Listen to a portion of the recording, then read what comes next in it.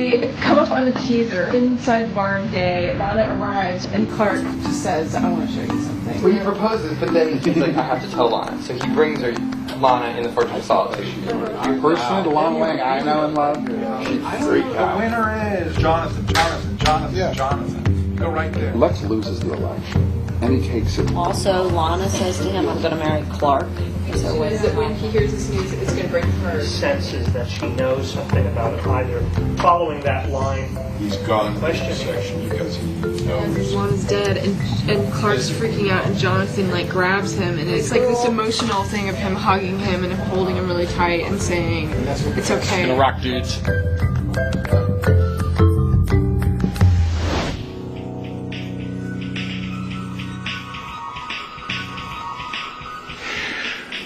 Are you okay?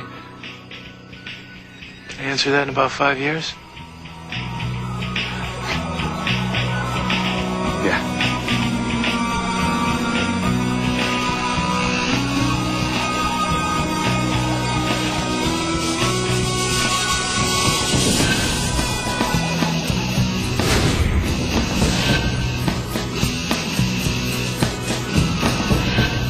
We are thinking a big event, which is great. Everybody's on board with that. Maybe it's a train wreck, which we may not be able to afford, which might turn into a bus wreck, which we may not be able to afford, which might turn into a little car wreck. Clark proposing to Lana and saving her life, the result of which is he's not there to save Jonathan. Very emotional, so we'll see if it makes it to screen, hopefully. I think basically what Jor-El tells Clark is choose to meddle in the course of human events. Right. So that was Jor-El's cause and effect of you stopped time, but now you brought a greater. I think you end Act 4 with Jonathan dead. And then I think Martha should come out of the house. Okay. Is the funeral just gravesite? Is it like, in the cemetery? Well, it's a little family plot. And then then it's a three of Martha and Clark and Jonathan need to do the pull up and then out. All right, great. Now we start really breaking the details. Should take a couple days.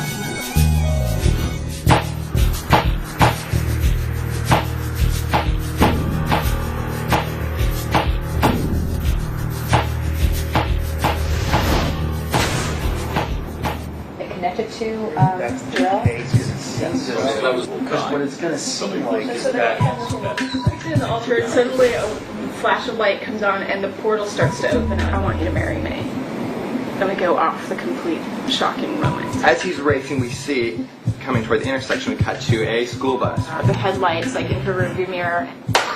School bus smashes into electric pores. Like Clark is standing there, completely numb.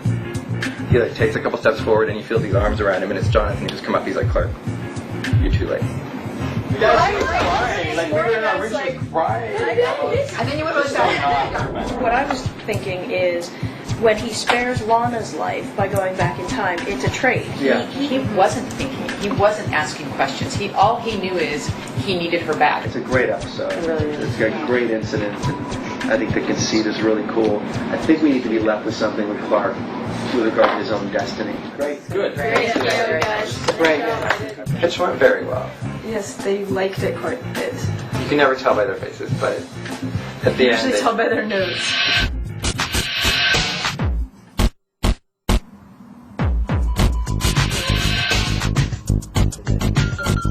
We knew the title was going to be Reckoning, and so from the top we knew this was going to be an episode about everything coming home to roost, like you plant, you reap what you sow. We usually try to pick a theme and then go with it, and so create the episode around that theme. Those are the more organic ones. Jonathan's death was something that Alan Miles came to at the beginning of the season and said they wanted to have in episode 100. It's about fate, Changing fate. The inability to change fate that Clark is. I think for me, it comes down to the fact that Clark is not God.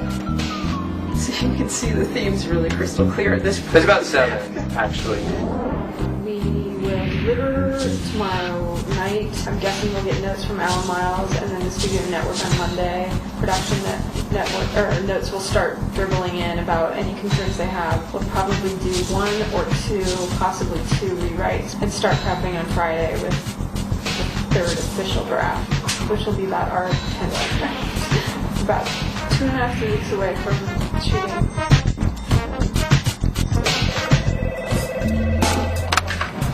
Smallville, Caroline speaking.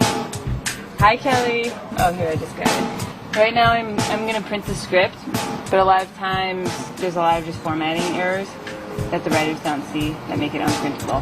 Ooh, see that? Like, they didn't know that happened because they didn't put the title on it. So now there's that end of teaser on that page 6. It's an eyesore, among other things. You thought firefighting was hard. The writer's assistants are under a lot of pressure for episode 100. Let me show you. Let's go! Come on! I need it now! Now! Now! Now!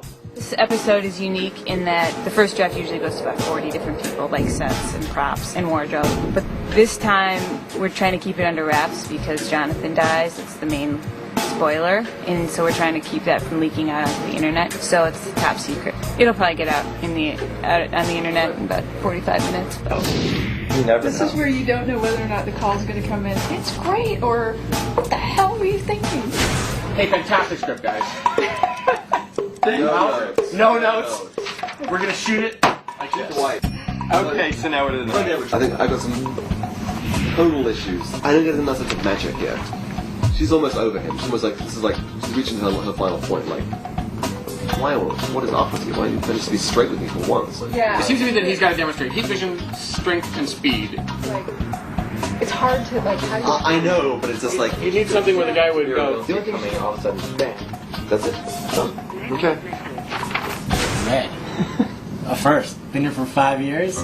Never once seen a red script. The point of the red paper, because of its shade and in the darkness of the paper, it's to prevent spoilers, and it's just really for the security of the episode to try and keep it under wraps.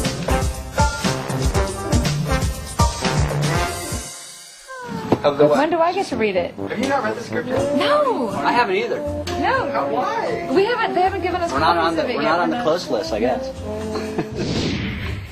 Concept meeting is the first time everybody gets together, crew in Vancouver and the writers and producers here, and basically walk through the script, what's being entailed, both on a physical producing aspect and from a creative, basically, because it's really the first time the script has really been exposed to the entire process. And it just keeps thinning out and thinning out and thinning out. And then when you get to the last emotional beat, it's just about them. It's just about the Kens. School bus. Something happens between the school bus and the Porsche. Lex pulls up next to her. Lana, we gotta talk! Right? Lana's looking at him. Here comes this evil school bus from behind. Lex goes, Lana, watch out! Ah! He peels out. The school bus plows into Lana. Boom! Ah! She's dead. Clark hears it. He goes, super speed out there. He appears. Lex is getting out of his car. Oh, what have I done? School kids are getting out of the bus. Oh my God, oh my God. Drag her out of the car. She's like, help me. Clark, I thought you were going to save me. He's like, Lana.